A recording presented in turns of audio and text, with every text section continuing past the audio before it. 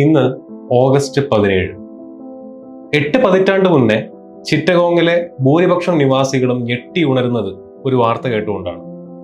2 ദിവസം മുന്നേ ത്രിവർണ പതാക ഉയർത്തി സ്വാതന്ത്ര്യദിനം ആഘോഷിച്ചിരുന്ന തങ്ങൾ ഇന്ന് പാകിസ്ഥാൻ സിറ്റിസൺസ് ആണ്. ഒന്ന് നേരെ ഇരുട്ടി വെളുത്തപ്പോഴേക്കും തങ്ങളുടെ നാട് കീറി മുറിക്കപ്പെട്ടു കഴിഞ്ഞിരിക്കുന്നു. ഇത് ചിറ്റഗോങ്ങിലെ മാത്രം അവസ്ഥയായിരുന്നില്ല. ഇന്ത്യ പാക് അതിർത്തി പങ്കിട്ടിരുന്ന ഭൂരിപക്ഷം സ്ഥലങ്ങളുടെയും സ്ഥിതി സമാനമായിരുന്നു. ഭൂപടങ്ങളിലും മനുഷ്യ മനസ്സുകളിലും ആഴ്ന്നിറങ്ങിയ ഈ അതിർത്തികൾ ചിട്ടപ്പെടുത്തിയത് നിഷ്പക്ഷനായ ഒരു റാഡ്ക്ലിഫ് ആയിരുന്നു.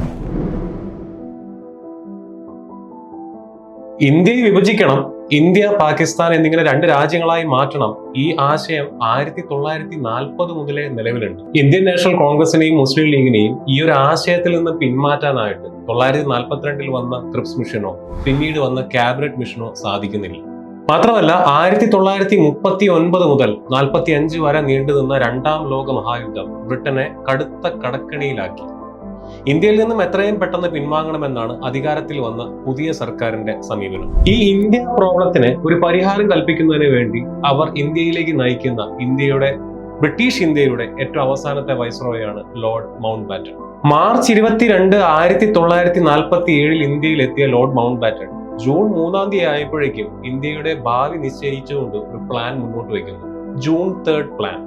ഈ പ്ലാൻ പ്രകാരം ഓഗസ്റ്റ് 15 ആകുമ്പോഴേക്കും ഇന്ത്യ പാകിസ്ഥാൻ എന്നിങ്ങനെ 2 രാജ്യങ്ങൾ നിലവിൽ വരുമെന്നും 15ഓടെ ബ്രിട്ടൻ ഇന്ത്യ വിട്ടു പോകുമെന്നും തീരുമാനമാകും. എന്നാൽ പുതിയതായി പിറവിയെടുക്കുന്ന ഈ രാജ്യങ്ങളുടെ അതിർത്തി ആര് തീരുമാനിക്കും? നിഷ്പക്ഷനായ ഒരു വ്യക്തി വേണം ആ അതിർത്തി തീരുമാനിക്കാനായിട്ട്. ഇന്ത്യൻ നാഷണൽ കോൺഗ്രസുമായിട്ടോ മുസ്ലിം ലീഗുമായിട്ടോ ബന്ധം പുലർത്താത്ത, ഇന്ത്യയിലെ രാഷ്ട്രീയ സാഹചര്യങ്ങളുമായിട്ട് യാതൊരു വിധത്തിലുള്ള ബന്ധവുമില്ലാത്ത ഒരു വ്യക്തിയായിരിക്കണം ഈ അതിർത്തി തീരുമാനിക്കാനായിട്ട്. അങ്ങനെ ഭൂമിശാസ്ത്രവുമായി യാതൊരു ബന്ധവുമില്ലാത്ത, കാർട്ടോഗ്രഫി പഠിക്കാത്ത, പാരീസിന് കിഴക്കോട്ട് ഇതുവരെയും സഞ്ചരിക്കാത്ത ബ്രിട്ടനിലെ ഒരു ബാരിസ്റ്ററെ ഈ കർത്തവ്യം ഏൽപ്പിക്കുന്നു. അതായിരുന്നു നിഷ്പക്ഷനായ റാഡ്ക്ലിഫ് ഇന്ത്യയിൽ എത്തുന്നത് ജൂലൈ 8 5 ആഴ്ച സമയം മാത്രമാണ് കോടിക്കണക്കിന് വരുന്ന ജനങ്ങളുടെ ഭാവി നിർണ്ണയിക്കാൻ അദ്ദേഹത്തിന് ലഭിച്ചത്.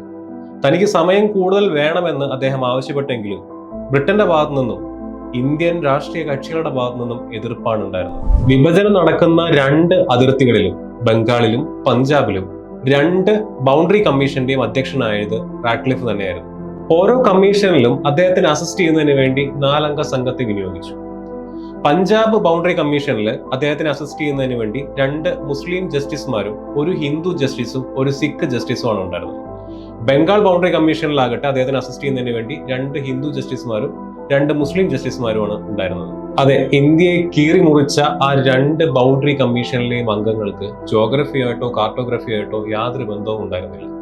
ജനാധിപത്യപരമായ രീതിയിൽ ചർച്ച ചെയ്ത് തീരുമാനങ്ങൾ എടുക്കുന്നതിന് വേണ്ടിയിട്ടാണ് എല്ലാ സമുദായത്തിൽ നിന്നും ജസ്റ്റിസുമാരെ ഉൾപ്പെടുത്തിക്കൊണ്ട് ബൗണ്ടറി കമ്മീഷൻസ് അപ്പോയിന്റ് ചെയ്യപ്പെട്ടതെങ്കിലും പലപ്പോഴും ഇവർ തമ്മിൽ എതിർക്കുകയും ഡെഡ് ലോക്കിലാവുന്ന ഒരു സാഹചര്യമാണ് ഉണ്ടായിരുന്നത്.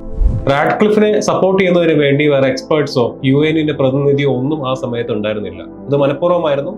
UN പ്രതിനിധിയോ മറ്റ് എക്സ്പേർട്സോ കമ്മീഷനകത്ത് ഉണ്ടായിരുന്നെങ്കിൽ ചിലപ്പോൾ ഈ വിഭജനം നീണ്ടുപോകാനുള്ള ഒരു സാഹചര്യം കൂടെ ഉണ്ടാകുമായിരുന്നു.